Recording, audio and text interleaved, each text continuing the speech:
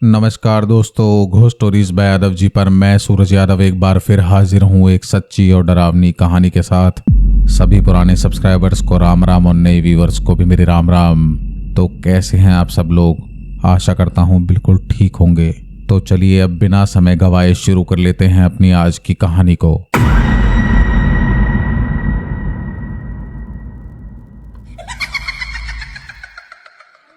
आज की कहानी मुझे किसी ने भेजी नहीं है। दरअसल आज की कहानी का डायरेक्ट लिंक है मेरी ही एक पुरानी कहानी से, जो मैं इस चैनल पर पहले ही सुना चुका हूँ। बुआ भतीजे वाली कहानी।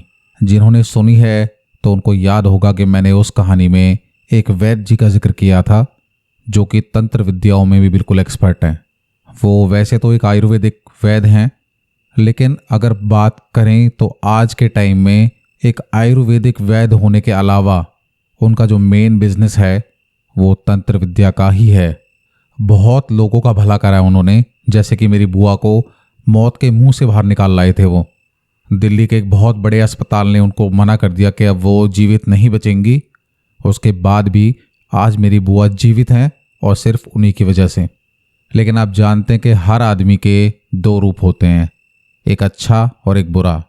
हर इंसान कभी ना कभी कोई ना कोई गलत काम कर ही देता है, चाहे जानबूझकर या फिर गलती से। तो ऐसी ही है आज की कुछ ये कहानी। आज की कहानी के तीन मुख्य किरदार हैं। एक हमारे वैद्य जी, दूसरा विशाल गुप्ता, जिनके यहाँ ये पहले काम किया करते थे अपनी शॉप ओपन करने से पहले, और तीसरा किरदार है रोहित शर्मा। रोहित शर्मा इस कहानी में विशाल गुप्ता का दोस्त है। और दरअसल रोहित शर्मा जो हैं हमारे एक सब्सक्राइबर हैं, जिन्होंने बहुत दिन से हमें एक आदेश दे रखा था कि आप किसी न किसी कहानी में मेरा नाम ज़रूर इस्तेमाल करें एज अ कैरेक्टर। तो रोहित भाई, आज आपके कमेंट का इंतज़ार रहेगा मुझे। तो अब चलिए बढ़ते हैं अपनी कहानी की तरफ। तो कहानी की शुरुआत होती है उस टाइम से जब हमारे वैद्य जी जो हैं विशाल भाई की केमिस्ट शॉप में काम किया करते थे। इन्होंने लगभग 20 से 25 साल इस शॉप में काम किया है। जब विशाल भाई को कुछ भी काम नहीं करना आता था, दवाइयों की बिल्कुल भी नॉलेज नहीं थी, तब से वो इस दुकान पर इनके साथ हैं। और एक तरह से कहें तो सारा काम विशाल भाई को इन्होंने ही सिखाया है। और फिर जाके बाद में कहीं विशाल भाई ने बी फार्मा की और अब वो भी एक्सपर्ट आदमी है अपने फील्ड के। अब दरअसल मैं आपको एक बात और बता दूं कि वैद्य जी को तो मैं बहुत सालों से जानता ही हूँ, लेकिन विशाल भाई के साथ भी मेरा काफ़ी क्लोज रिलेशन है। मतलब एक दोस्त की तरह हम दोनों हैं। तो दरअसल ये कहानी मैंने अपने सामने घटती हुई देखी है। और आप इस कहानी में जो किरदार है रोहित शर्मा, मैं आज पहले से बता रहा हूँ कि वो मैं हूँ। तो कहानी शुरू होती है एक शाम से। हमेशा की तरह वैद्य जी आज भी लेट आए थे, और लेट आते के साथ ही जो उनके कस्टमर्स हैं, जो तंत्र मंत्र और इस तरह के जो काम करवाने आया करते थे, वो विशाल भाई की शॉप पर ही पहुंच जाते थे। और भाई विशाल भाई पैसे तो उनको देते किस बात के कि आप मेरी शॉप पे काम करें, लेकिन यहाँ उनका अलग ही काम चलता रहता था, जिसकी वजह से बाकी सारे कस्टमर्स भी अक्सर शिकायत करते थे विशाल भाई से। लेकिन करें क्या भाई, इतने साल का रिलेशन है और उम्र में भी बड़े वैद्य जी, तो ज़्यादा कुछ बोल नहीं पाते थे। लेकिन धीरे धीरे धीरे इंसान करेगा क्या भाई, गलती मैं इसमें ना ही वैद्य जी की दूंगा ना ही दूंगा विशाल भाई की। एक दिन क्या होता है, सब्र का बांध टूट जाता है। और आज विशाल भाई बिल्कुल एकदम गुस्सा हो जाते हैं वैद्य जी पर कि वैद्य जी, मुझे आपकी आदत बिल्कुल पसंद नहीं है। आप अपने घर पर जो कुछ भी करो, लेकिन दुकान पर आपने अपने ये कस्टमर्स यहाँ भी बुलाने शुरू कर दिए हैं। तो वैद्य जी बोलते हैं बड़े आराम से, जैसे छोटे भाई को समझाया जाता है कि देखो विशाल, ये लोग बेचारे बहुत दुखी हैं और भाई इनको मेरी हेल्प की ज़रूरत है और मेरे को ज़्यादा टाइम मिल नहीं पाता है, तो यहाँ आ जाते हैं। बताओ, उसकी वजह से आपकी दुकान तो डिस्टर्ब नहीं होती है ना? तो बोला मैं वही तो कहना चाहता हूँ, आपकी वजह से, इन कामों की वजह से मेरे जो और कस्टमर्स हैं जो ये सब पसंद नहीं करते हैं, वो आना छोड़ देंगे, तो मैं फिर यहाँ क्या बेचूंगा। बात धीरे धीरे करते बातचीत से बहस में बदल जाती है और बहस से लड़ाई में। वैसे तो विशाल भाई वैद्य जी की बहुत इज्जत करते थे और आज भी करते हैं, लेकिन भाई हैं तो वो दुकान के मालिक ही, और वैद्य जी उनके यहाँ काम करा करते थे एज ए स्टाफ। धीरे धीरे करके विशाल भाई की टोन जो है वो बहुत ऊपर चढ़ गई कि मैं आपको समझा रहा हूँ, आज के बाद अगर आपको यहाँ काम करना है तो आपको ये सब यहाँ बिल्कुल नहीं करना पड़ेगा। अब जिन्होंने विशाल को ये सब काम सिखाया और वो देख रहे हैं कि आज इस टोन में बात कर रहा है मुझसे, तो बोला विशाल तुम मुझसे ऐसे बात नहीं कर सकते हो, लग रहा है अपना पुराना टाइम भूल गए हो तुम्हें एक एक काम मैंने सिखाया यहाँ पर। वो भी गुस्सा हो जाते हैं। तभी विशाल भाई बोलते हैं कि ऐसा है, आज के बाद आने की जरूरत नहीं और निकलो मेरी दुकान से। अब जिस आदमी ने 20-25 साल दिए हैं उस दुकान को, इस आदमी को सिखाने में, उन्हें अचानक से ऐसे बोल दिया जाए तो कैसा बुरा लगेगा। अब दरअसल गलती इसमें किसी की भी नहीं ठहरा सकते, क्योंकि उनको अपना बिजनेस प्यारा है और इनको भाई अपना ये सब भी देखना है। तो निकलते हुए वैद्य जी को विशाल भाई बोलते हैं कि ये अपना सामान जो है तुम्हारा यहाँ रख रखा है इकट्ठा करके, इसे भी ले जाओ। गुस्से में वैद्य जी बोल देते हैं जा इसे फेंक दियो, तेरे बस में हो तो। ये भी गुस्से में, वो भी गुस्से में। वैद्य जी बाहर निकलते हैं दुकान से और विशाल भाई उनका जो पूजा पाठ का सामान रखा रहता था, या फिर तंत्र विद्या का कहें, उनके ड्रॉर में से वो सामान निकालते हैं और वो सब सामान बाहर रोड पर फेंक देते हैं। रोड पर सब लोग इकट्ठे हो जाते हैं मार्केट के कि भाई ये तो बिल्कुल एकदम छोटे भाई और बड़े भाई की तरह रहने वाले लोग हैं। अगल बगल के सारे दुकानदार पूछने लग जाते हैं कि विशाल भाई क्या हुआ वैद्य जी। तो वैद्य जी बहुत तेज तेज चिल्लाते हुए बोलते हैं कि तुमने देखा है इसको, मैंने बचपन से सारा काम सिखाया इसे और आज ये मुझसे ऐसे बात कर रहा है, मेरा सारा सामान फेंक दिया। देख विशाल मैं बता रहा हूँ तेरा सर्वनाश हो जाएगा, तू याद करेगा तूने किसके साथ पंगा लिया है, तेरा बहुत बुरा होगा। विशाल भाई पीछे से चिल्लाते हुए जा तेरे बस में जो होना तो कर लियो, जा भाग यहाँ से, और आज के बाद मेरी दुकान पे पैर रख दिया ना तो मैं बता रहा हूँ अच्छा नहीं होगा। विशाल भाई दरअसल वैद्य जी की बहुत ज़्यादा इज्जत करते हैं आज भी, लेकिन पता नहीं क्या समय था, ऊपर वाला उनके मुंह से ये बुलवा रहा था या फिर उस दिन वो गुस्सा घर से होकर आए थे, पता नहीं। क्योंकि जिस समय ये लड़ाई हो रही थी उस समय मैं भी वहाँ मौजूद था और मुझे तो अपनी आंखों पे भरोसा ही नहीं हो रहा था कि जहाँ ये दोनों एकदम बड़े भाई छोटे भाई की तरह प्यार करते हैं एक दूसरे से, और आज क्या हो गया दोनों को। पर तभी थोड़ी देर बाद विशाल भाई अपनी दुकान में अंदर आ जाते हैं अपने कस्टमर्स को देखने के लिए, और वैद्य जी चले जाते हैं अपना जो भी उनका सामान रोड पर गिरा हुआ था वो उठाते हैं, और सिर्फ एक तरीके से कहें तो विशाल भाई को श्राप ही दे रहे थे सिर्फ, क्योंकि इतनी एज का इंसान, भाई इतना सीनियर इंसान, उसके साथ इतनी ज़्यादा बदतमीजी हो जाए तो क्या ही होगा। अब इस बात को 2-3 दिन बीतते हैं और मैं हमेशा की तरह जैसे शाम वाम को मार्केट में घूमते हुए चला जाता रहा विशाल भाई के पास, तो मैं चला गया। तो आज भी उनका गुस्सा शांत नहीं था वैद्य जी पर। फिर थोड़ी देर बाद मैं फिर वैद्य जी की शॉप पर चला गया। हाँ दरअसल मैं बताना तो भूल ही गया कि इनकी शॉप से निकाले जाने के बाद इन्होंने 2 दिन के अंदर अंदर उसी मार्केट में शॉप किराए पर ली और वहाँ अपना एक आयुर्वेदिक दवाखाना खोला, क्योंकि ये एक बी फार्मा करे हुए केमिस्ट तो है नहीं, ये एक आयुर्वेदाचार्य थे, तो आयुर्वेदिक दवाइयों की ही शॉप खोल सकते थे। तो मैं बाद में इनसे मिलने भी गया। मैंने बोला मैं वैद्य जी देखो कोई बात नहीं, विशाल भैया उस दिन गुस्से में होंगे, आप भी बहुत गुस्से में थे मैंने देखा, लेकिन छोड़ो। लेकिन मैं उस दिन वैद्य जी की बातें सुनकर एकदम दंग रह गया कि एक देवता समान आदमी, मैं तो उन्हें देवता समान आदमी ही कहूँगा, क्योंकि मेरे साथ जो उन्होंने किया, मेरी बुआ के साथ जो उनको मौत के मुंह से बचा लिया, तो भाई मेरे लिए तो देवता समान ही है। उन्होंने कहा कि रोहित तो देख लेना, दरअसल मैं अपना नाम रोहित बोल रहा हूँ उसमें, कि रोहित तो देखना इस विशाल का सर्वनाश हो जाएगा, ये ना मेरे पैरों में आके गिरा तो मेरा नाम वैद्य जी नहीं। अब मैं तो दरअसल बहुत कुछ जानता हूँ इनके बारे में। इनके मुंह से ये बात सुनकर मुझे बहुत अजीब लगा। मुझे लगा यार ऐसा तो नहीं कहीं ये कुछ गलत कर दें विशाल भाई के साथ, लेकिन मुझे इनकी अच्छाई पर इतना विश्वास था कि मैं कुछ भी हो जाए ये आदमी गलत कर ही नहीं सकता है। और अब तो सिर्फ वैद्य जी सही समय का इंतज़ार देख रहे थे कि कहाँ ये बात ठंडी हो और वो उस गलत काम को अंजाम दें जो कि वो भी अपने सपने में सोच नहीं सकते थे कि वो विशाल के साथ ऐसा करेंगे। अब इनकी इस लड़ाई को लगभग 6 महीने बीत जाते हैं। इनकी शॉप पर आने वाले भाई हर किसी का अपना कोई ना कोई इतना क्लोज इंसान तो होता ही है जो आपके लिए आपके कहने पर कुछ भी कर सकता है। अब दरअसल इनके पास एक पंडित जी आया करते थे और वो पंडित जी विशाल भाई की शॉप पर भी जाया करते थे। भाई बेशक से उनकी दोनों की आपस में लड़ाई है, लेकिन भाई जो कस्टमर है वो तो सब जगह जाएगा। लेकिन जो पंडित जी थे वो ज़्यादा लॉयल थे वैद्य जी की तरफ। ये मैं आज आपको बात बता रहा हूँ कहानी के माध्यम से।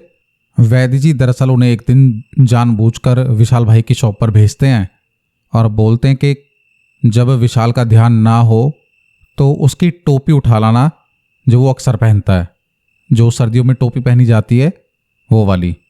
विशाल भाई की आदत क्या थी कि जब ये शॉप से बाहर निकलते थे तभी टोपी लगाया करते थे और शॉप के अंदर उस टोपी को काउंटर पे या फिर साइड में कहीं भी उतार के रख देते थे। और ये आदत वैद्य जी को पिछले कई सालों से पता थी। इसलिए कहते हैं कि आपका जो सबसे करीबी इंसान है वो ही आपका सबसे घातक दुश्मन हो सकता है, क्योंकि उसे आपकी सारी आदतें पता होती हैं, आपकी कमजोरियां पता होती हैं। अब दरअसल वैद्य जी ने टोपी पहनने के लिए तो मंगाई नहीं थी, ये मंगाई थी उन्होंने उनके ऊपर एक बहुत ही भयंकर काला जादू करने के लिए, कि उसमें से विशाल के बाल मिलेंगे और उस बाल का और इस टोपी का इस्तेमाल करके विशाल भाई के पीछे उन्होंने एक ऐसी बुरी शक्ति लगा दी जिसका नाम लेते हुए भी मुझे डर लगता है। अब उन्होंने शायद जीवन में पहले कभी किसी के लिए बुरा ना चाहा था और ना ही किया था, लेकिन शायद पहली बार उन्होंने किसी को अपनी तंत्र विद्या से परेशान करना शुरू कर दिया। कुछ दिन में ही विशाल भाई के बर्ताव में एकदम भयंकर चेंज आने लगे।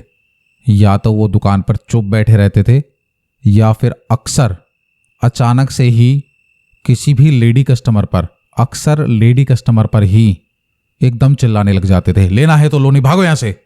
और दुकान के पीछे, इनकी दुकान दरअसल काफ़ी बड़ी है, तो पीछे वाले एरिया में इन्होंने अपना रेस्ट रूम, टॉयलेट ये सब बनाया हुआ है।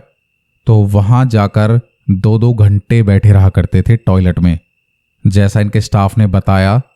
और मोबाइल जो होता था इनका वो अक्सर ये काउंटर पे ही छोड़ के जाते थे, क्योंकि वो जो पेटीएम वगैरह जो आता है, गूगल पे से जो पैसे आते हैं उसकी नोटिफिकेशन उस मोबाइल के ज़रिए ही आती थी। तो इसीलिए वो मोबाइल भी आगे ही रखा रहता था काउंटर पर।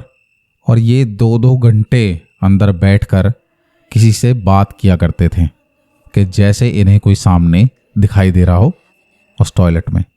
और 2 घंटे इंसान टॉयलेट में करेगा क्या?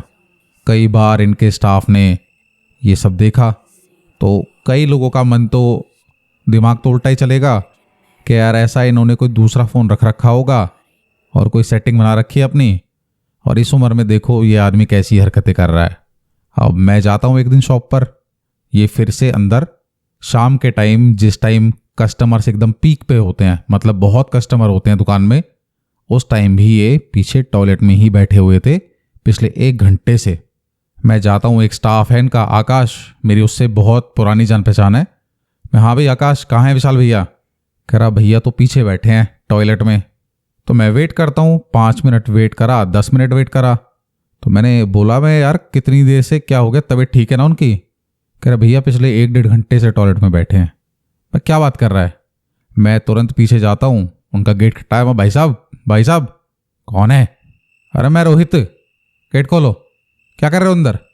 और जब तक मैं वो गेट खटखटाया था, मैं दरअसल 2 मिनट लगभग चुप खड़ा रहा वहाँ। तो मुझे लिटरली ऐसा लगा कि ये किसी से बात कर रहे हैं, जैसे कोई आदमी किसी औरत के सामने गिड़गिड़ा रहा हो, उसे मना रहा हो। अब एक बार को सही कहूँ तो मेरे को भी ऐसा ही लगा कि ये किसी से, लड़की से ही बात कर रहे हैं, किसी से, औरत से बात कर रहे हैं। मैंने बहुत गेट बजाया। मैं, रुको एक बार भाभी को फ़ोन कर दूंगा, मैं बता रहा हूँ गेट खोल रहे हो नहीं खोल रहे हो। गेट खोलकर बाहर आते हैं, उसके भी आधे घंटे बाद मैं इनके तुरंत तलाशी लेता हूँ इनकी। मुझे पता था फ़ोन तो बाहर रखा होता है, मैं लग रहा है दूसरा फ़ोन इनके पास कोई है। इनके पास कुछ नहीं निकलता, और जिन आँखों से मेरी तरफ देखते हैं वो बड़ी बड़ी आँखें, वो मैं ज़िंदगी में तो कभी भूलूंगा नहीं। हाथ मत लगा मुझे।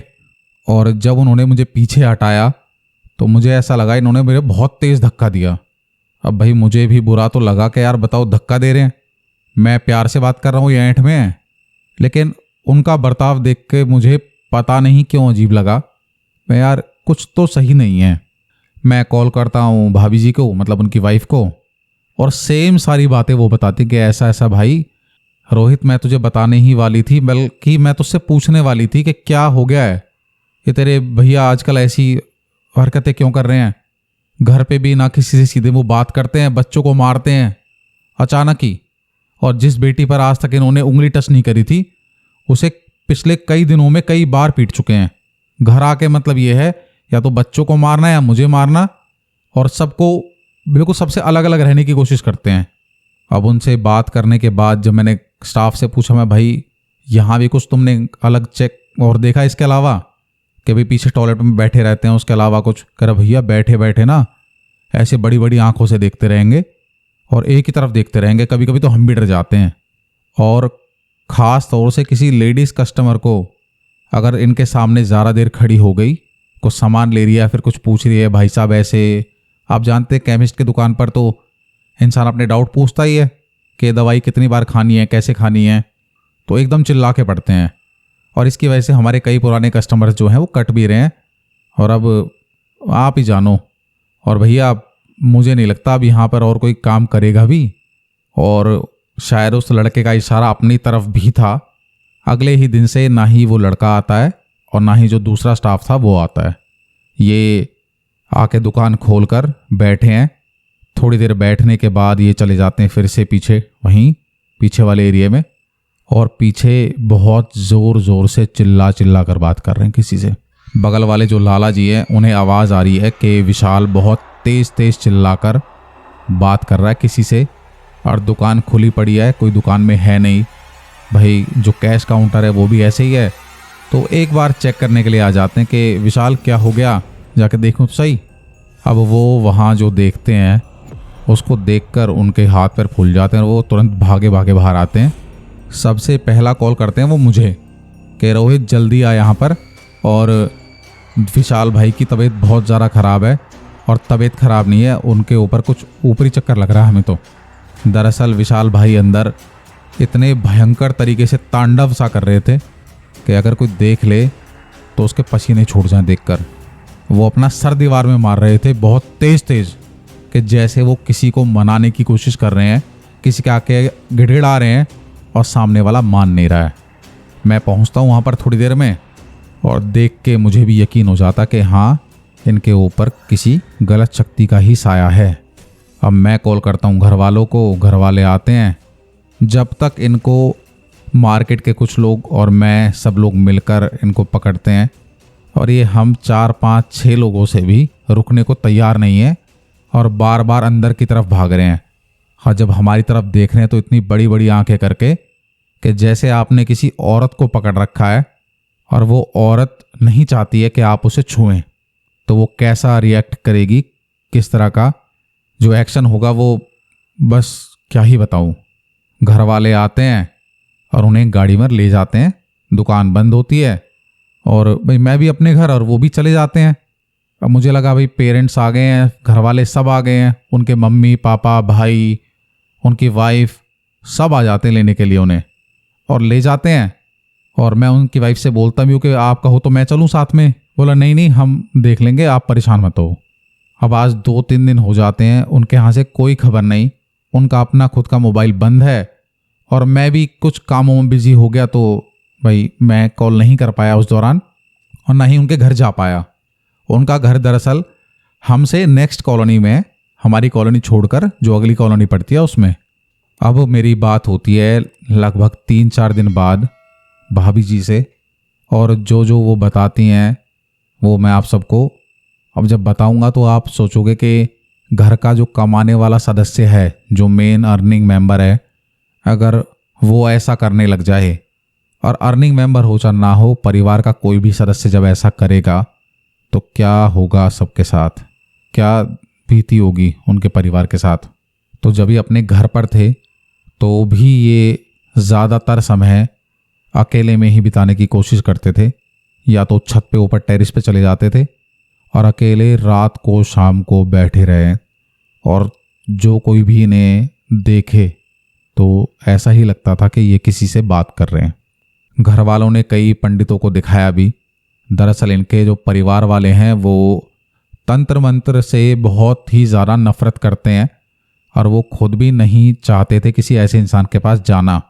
और ऊपर वाला जैसी बुद्धि जिस समय देता है तो इंसान उसी तरीके से रिएक्ट करता है।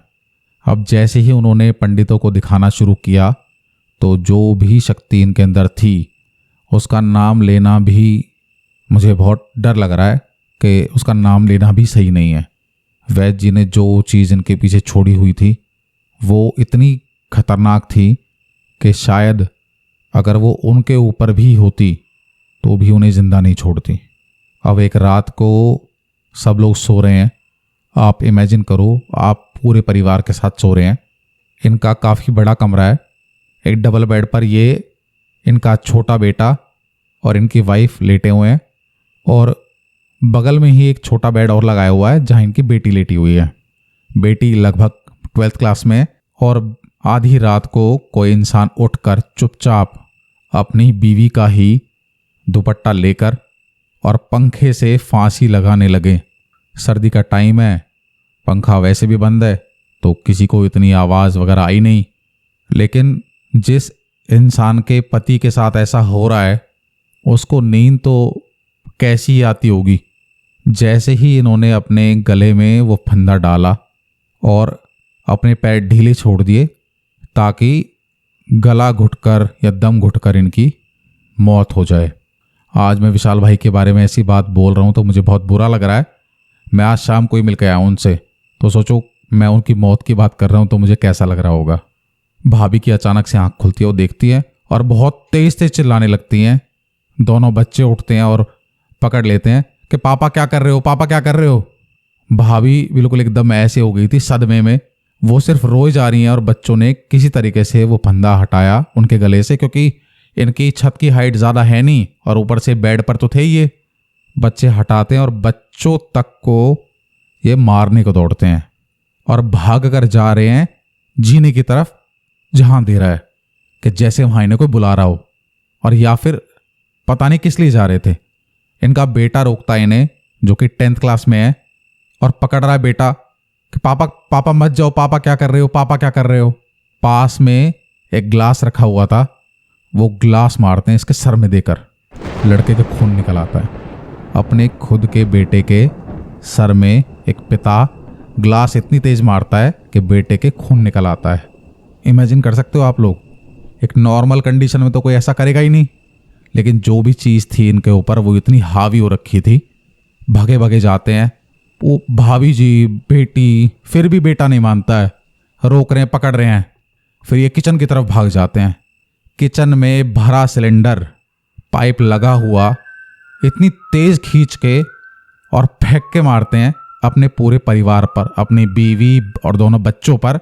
सामने दीवार में वो सिलेंडर लगता है और दीवार का प्लास्टर तक निकल जाता है।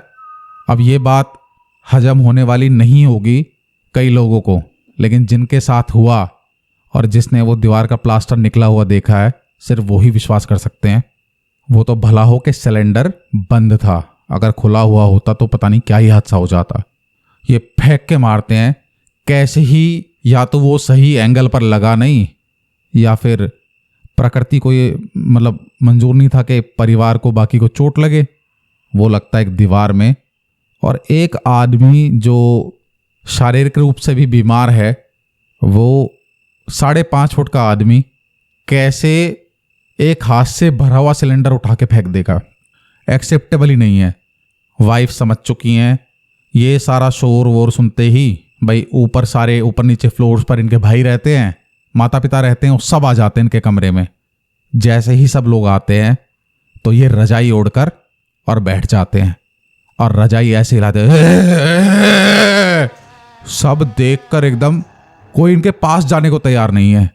रजाई बुरी तरीके से हिल रही है, अंदर ऐसे हिल रहे हैं जैसे एक पोजेस्ड इंसान ही कर सकता है। एक नॉर्मल आदमी तो चाह के भी नहीं कर सकता। वैसे कहते हैं ना कि पिता अपने बच्चों से बहुत प्यार करते हैं, तो लेकिन ऐसा उल्टा भी होता है कि बच्चे भी अपने पिता से अपनी जान से ज़्यादा प्यार करते होते हैं। दोनों बच्चे जाकर लिपट जाते हैं अपने पापा से। जिस लड़के के चोट लगी हुई है उसे डर नहीं है कि मेरे पिता मुझे दोबारा मार देंगे, लिपट जाते अपने पापा पापा पापा क्या कर रहे हो पापा। सब लोग पकड़ते हैं विशाल भाई को और विशाल भाई थोड़ी देर में ही शायद उनके शरीर में जो भी चीज़ थी उसे बर्दाश्त नहीं कर पाते हैं और बेहोश हो जाते हैं। और ऐसा कई बार होता है उनके साथ कि कई बार भाभी जी को चोट आई।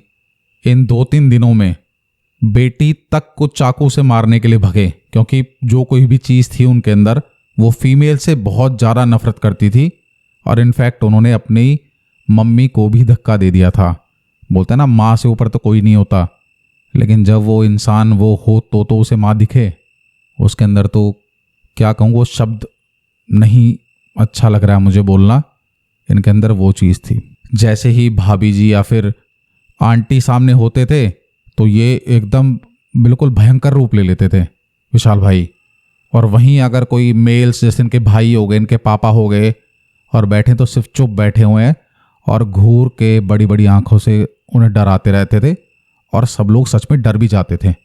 अब 3 दिन हो गए हैं इन सब काम को होते होते। इन्होंने कोई भी आसपास के जो जानकार पंडित हैं कोई नहीं छोड़े, सब घर बुला लिए। घर में हवन वगैरह सब काम हो चुके हैं इन 3 दिनों में ही। मैं कॉल करता हूँ इनको घर पे भाभी जी को, भाभी अब कैसे हैं भैया। अब वो रोते रोते जब उन्होंने मुझे सारी कहानी बताई, मैंने 10 मिनट नहीं लगाए और इनके घर पहुँच गया। वहाँ जाकर देखता हूँ तो जैसे हमेशा ये गुमसुम बैठे रहना, इनसे कोई बात करने की कोशिश करे तो बड़ी बड़ी आंखें निकाल के देखना, अपना सर मारना दीवार में। और मेरे सामने भी इन्होंने एक बार बहुत बुरे तरीके से, मतलब कोई होश में तो आदमी नहीं मार सकता इतने तेज सर दीवार में। अब रोका इनको। उसके बाद मैंने सबको मैं बोला कि अंकल आंटी आप विश्वास तो करते नहीं हो, लेकिन एक बार मेरे कहने से वैद्य जी को दिखा के देख लो। अब इनको भी याद नहीं आया था और ये सब भूल भी चुके थे। दरअसल इनके लिए तो सिर्फ एक स्टाफ थे जो चले गए भाई गुस्से में, तो परिवार तो अपने लड़के की साइड ही देगा। तो वो बोलते नहीं वो हमारी कहाँ हेल्प करेंगे, बल्कि ऐसे ऐसे उन्होंने छोड़ दिया यहाँ से। मैं नहीं ऐसी बात नहीं है, आप एक काम करो एक बार रिक्वेस्ट करके तो देखो। जो हालत है मैं बता रहा हूँ कि ये हालत सही नहीं है इनकी, फिर भी ये नहीं मानते हैं। और इन लोगों के बिना परमिशन के मैं पहुँच जाता हूँ वैद्य जी के पास। भाई मैं क्या बताऊँ, मैं ना किसी का दुख नहीं देख सकता, मेरी हमेशा से एक प्रॉब्लम रही है। वहाँ जाके तुरंत ही मतलब ये सब काम 1 घंटे के अंदर सारे कर दिए मैंने। उनके यहाँ पहुँचा मैं, वैद्य जी विशाल भैया के साथ क्या क्या हो रखा है ये वो, मैंने उन्हें सारी बातें डीप में बताई जो जो मुझे भाभी ने बताई थी। और उन्होंने मुझसे ये भी बोला था विपिन कई बातें तो ऐसी हैं जो मैं तुझे बता भी नहीं सकती, इतनी भयंकर हैं। लेकिन जो जो मुझे पता चला वो मैंने वैद्य जी को बताया। तो वैद्य जी ने एक बार को तो जब तक मैंने उन्हें नहीं बताया कि बच्चों तक को मारने की कोशिश करी और फांसी भी लगाने की कोशिश करी, जब तक तो वो एक तरीके से उनके चेहरे पे स्माइल सी थी कि फल तो यहीं भोग के जाना पड़ेगा, कि जैसा करोगे वैसा भरोगे। अब इनकी ये बात सुन के मुझे शक होता है और मैं पहले से ऐसे नहीं चरका हूँ कि तुरंत एकदम हाजिर जवाबी। तुरंत मैं वैद्य जी आपने तो कुछ नहीं किया, मैं जानता हूँ आपके लिए सब करना बहुत बाएं हाथ का खेल है। जब आप किसी को ठीक कर सकते हो तो किसी के साथ गलत, लेकिन मैं विश्वास नहीं कर रहा हूँ कि आपने ऐसा करा। सही बताओ आपने तो नहीं किया। तो बोलते हैं मैं कौन हूँ करने वाला, मैं तो तेरे सामने बैठा हूँ देख ले, मैं कहाँ कर रहा हूँ कुछ। उनकी आंखें देख के, उनकी बातों का रवैया देख के मैं पता नहीं कैसे समझा, या फिर ये मेरी इंस्टिंक्ट थी, मुझे लगा कि यार कहीं इन्होंने ही कुछ गड़बड़ तो नहीं कर दी। मैं जाता हूँ फिर विशाल भाई के घर पर। भाभी के आगे बिल्कुल एकदम गिड़गिड़ाने तक लगा हूँ मैं, क्योंकि मेरे लिए ना विशाल भाई आज भी बहुत कुछ हैं। इन्होंने मेरा उस समय में साथ दिया था जिस समय कोई भी मेरे साथ नहीं खड़ा था। मैं इनके परिवार के आगे गिड़गिड़ा रहा हूँ कि मैं बता रहा हूँ आप जाके वैद्य जी के हाथ पैर पकड़ लो, वो ही इस समस्या का समाधान कर सकते हैं। मैं लाइव एग्जाम्पल उस बात का, मेरी बुआ को मरते हुए बचाया उन्होंने। सब आपको भाभी देखो आपको भी पता है सारी बातें। और देखो उनसे लड़ाई हुई थी, ऐसे आदमी से लड़ाई मोल लेना सही नहीं है। मैं आपको इशारा कर रहा हूँ, समझ जाओ आप मेरी बात को। आंटी के बात समझ में आ जाती है, मतलब विशाल भाई की मम्मी के, कि मैं कहना क्या चाह रहा हूँ। और वो जाती हैं मेरे साथ के एक काम कर, तू मुझे ले चल बाइक पे बिठाकर। बाइक पे बैठ के वो मेरे साथ आ जाती हैं और पीछे पीछे और पूरा परिवार लगभग समझ लो वैद्य जी की शॉप पर पहुंच जाता है। और आंटी जी भाई विशाल भाई की मम्मी हैं, तो जाहिर सी बात है वैद्य जी से उम्र में बड़ी होंगी। वो जैसे ही उनकी शॉप पर पहुंचती हैं वैसे ही उनके आगे हाथ जोड़कर बहुत तेज तेज रोने लगती हैं कि वैद्य जी मेरे बेटे को बचा लो, जो कुछ भी आप लोगों के बीच में हुआ उस गुस्से को भुलाकर उसकी मदद कर दो। वो मर जाएगा नहीं तो ऐसे, और हमारा क्या होगा फिर उसके बिना। अब वैद्य जी को जब सारी बातें पता चली, भाई मैंने भी सारी बातें उन्हें बताई दी कि ऐसे ऐसे उनकी जान तक बनाई है, और ऊपर वाला ही इंसान का मन बदल सकता है, मैं तो ये मानता हूँ। और पता नहीं उनका मन कैसे बदल जाता है, या फिर उन्हें ऊपर की तरफ ऊपर वाले से कोई इशारा मिलता है। वो आंटी जी को बोलते हैं कि माता जी आप घर जाओ और मैं आपको विश्वास दिलाता हूँ, चाहे मुझे कुछ भी करना पड़े, आपका बेटा 24 घंटे के अंदर अंदर ठीक हो जाएगा। अभी इस स्टेज पर भी ना ही तो विशाल भाई के घर वालों को 100% विश्वास है कि वैद्य जी ऐसा कर सकते हैं या फिर उन्होंने ऐसा किया है, लेकिन जब उन्होंने इतने विश्वास के साथ कहा कि जाओ 24 घंटे के अंदर अंदर तुम्हारा बेटा ठीक हो जाएगा, जो कुछ भी उसके ऊपर बुरी शक्ति है वो सब अपने आप चली जाएगी, तो उनको विश्वास हो जाता है। और वो बोलते हैं कि मैं एक बार चल के बस विशाल को मिल लूँ जाके। वो आते हैं विशाल भाई से मिलने के लिए, और उनकी हालत देखकर उन्हें तरस आ जाता है उनके ऊपर कि एकदम पागल होने की कंडीशन तक वो पहुंच चुका है इंसान। और जिसे अपने सामने बड़ा होता हुआ देखा हो उन्होंने, इनका मन एकदम बोलते पसीज जाता है बुरी तरीके से। और ये वहाँ से भी बोल के जाते हैं कि चाहे मुझे कुछ भी करना पड़े, विशाल बहुत जल्दी ठीक हो जाएगा, आप सब लोग मेरा विश्वास करो। ना ही किसी से 1 रुपया लेते हैं ना कुछ, और सबसे माफ़ी मांगते हुए जाते हैं हाथ जोड़कर कि अगर मेरे किसी बर्ताव की वजह से आप लोगों को दुख पहुंचा है तो मैं आपसे क्षमा मांगता हूँ। और वो वापस अपने घर चले जाते हैं। और जैसा कि बाद में उनके साथ रहने वाले पंडित जी ने बताया कि इन्होंने रात को ही जो चीज़ उनके पीछे छोड़ी थी, तो रात को ही उसका समाधान हो सकता था। ये रात को अपने घर पर जो इन्होंने अपना पूजा का कक्ष बना रखा है, जहाँ इस तरह के कर्मकांड किया करते थे, वहाँ पूरी रात पंडित जी और ये, दरअसल ये लोग एक ही तरह की विद्याओं में पारंगत लोग हैं, तो ये लोग साथ मिलके ही ऐसा कुछ किया करते थे। तो आज जब ये लोग उस चीज़ को, उस शक्ति को वापस बुला रहे थे, तो पंडित जी ने बताया कि पूरी रात वैद्य जी के ऊपर वो चीज़ हावी रही है, और सुबह होते होते ऐसे हो गए थे जैसे पीले पड़ गए हों, जैसे किसी ने इनके शरीर से सारा खून चूस लिया है। लेकिन सुबह होते होते होते वो चीज़ एकदम ऐसे हो गई जैसे पावरलेस, कि उसका असर कम हो गया, और सुबह 4 बजे तक वैद्य जी भी एकदम नॉर्मल हो गए। भाई इस उम्र में जो आदमी पूरी रात इस तरह की पूजा करेगा या फिर जो कुछ भी वो था, तो शरीर तो टूटना ही है। और जिन लोगों ने कभी भी किसी को पोजेस्ड होते हुए देखा है, तो जानते हैं कि उसके बाद शरीर का क्या हाल होता है।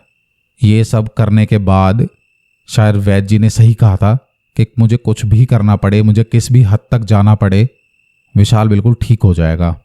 तो विशाल भाई 24 घंटे के बाद ही उनकी हालत में सुधार आना शुरू हो जाता है, और कुछ दिन बाद वो बिल्कुल नॉर्मल भी हो जाते हैं, वापस अपनी शॉप पर आना और सब कुछ। और मेरे कहने पर वो जाकर वैद्य जी से माफ़ी भी मांगते हैं, और वैद्य जी उन्हें माफ़ भी कर देते हैं। बोला नहीं विशाल, गलती तुम्हारी थी तो गलती मेरी भी थी, लेकिन बात यहाँ ख़त्म नहीं होती। कुछ दिन बाद वैद्य जी की खुद की पत्नी अपने ही घर में आत्महत्या कर लेती हैं। और अगर बात उन पंडित जी की मानी जाए, तो जो उनके साथ रहा करते थे, तो उनके हिसाब से जो भी शक्ति विशाल भाई के ऊपर छोड़ी हुई थी, वैद्य जी ने उसका दुष्प्रभाव हुआ था उसको वापस बुलाने का, कि वैद्य जी को अपनी खुद की पत्नी की जान से हाथ धोना पड़ा। उन्हें भी नहीं पता था कि वो शक्ति रुष्ट हो गई है, नाराज़ हो गई है, और वो क्या गलत प्रभाव इनके परिवार पर भी पहुंचाने वाली थी। और अगर उनको समय मिलता तो शायद वो अपनी पत्नी को बचा लेते, लेकिन उन्हें इस बात का अंदाज़ा ही नहीं लगा। दरअसल वो जानते तो थे कि ये शक्ति कितनी घातक है, लेकिन जब ये सुबह नॉर्मल हो गए, सब कुछ एकदम इनके कंट्रोल में था, तो इन्हें लगा कि हाँ चलो ये चीज़ कंट्रोल में आ गई है, क्योंकि इन्होंने बिल्कुल एकदम प्राणघाती शक्ति छोड़ी थी उनके ऊपर, जो सिर्फ जान लेना ही जानती है और किसी भी इंसान को बिल्कुल बुरी तरीके से बर्बाद कर सकती है। अगर बच गया तो बर्बाद कर देगी, और अगर एक्सट्रीम लेवल तक पहुंच गई तो जान से मारकर ही छोड़ेगी। लेकिन मुझे ऐसा लगता है कि इस बात को उस बात से जोड़ना सही नहीं होगा, क्योंकि हो सकता है कि घर में कोई प्रॉब्लम रही हो या फिर कुछ और बात भी हो सकती है, क्योंकि लोग क्या हैं, बातों की बात तो बना ही देते हैं बाद में। तो आज इतने साल के बाद भी, ये सब होने के बाद, जबकि मुझे पता है कि दोनों ही लोग गलत नहीं हैं, मेरा दोनों के पास ही आना जाना कम हो गया है। मैं दोनों से मिलता जुलता ज़रूर हूँ, लेकिन हाँ, वैद्य जी से मिलते हुए मुझे सच में बहुत डर लगता है कि कहीं मेरे मुंह से कुछ निकल जाए और ऐसा आदमी, भाई उसने तुम्हें शराब दे दिया या फिर गलती से उसने कुछ ऊट पटांग कर दिया तो क्या हाल होगा तुम्हारा। हालांकि मुझे अभी भी उनकी अच्छाई पर विश्वास है, कितने ही कि लोगों का वो सुबह से शाम तक भला करते हैं और 1 रुपया नहीं लेते हैं। सबसे बड़ी बात यह है, अगर उनकी आयुर्वेदिक दवाइयाँ कोई खरीद रहा है या फिर उनके आयुर्वेद आचार्य वाले ज्ञान का वो इस्तेमाल कर रहे हैं, तब तो वो पैसा लेते हैं। लेकिन किसी को भी तंत्र मंत्र करने का या फिर इस तरह का निवारण करने का वो 1 रुपया नहीं लेते हैं। तो अब ये कहानी मेरे समझ में नहीं आ रही मैं किस तरीके से बताऊं कि आपको एक अच्छे इंसान की कहानी थी या बुरे इंसान की कहानी थी या क्या था, लेकिन बस जो था वो यही था। तो आज की कहानी समाप्त होती है यहाँ, और आप सुन रहे थे सूरज यादव को। फिर मिलेंगे ऐसी ही एक और कहानी के साथ, लेकिन हमेशा की तरह हमारे उन सब्सक्राइबर्स के नाम जो कि बहुत इंपॉर्टेंट है मेरे लिए, जिनके कमेंट्स मुझे सबसे ज़्यादा पसंद आए।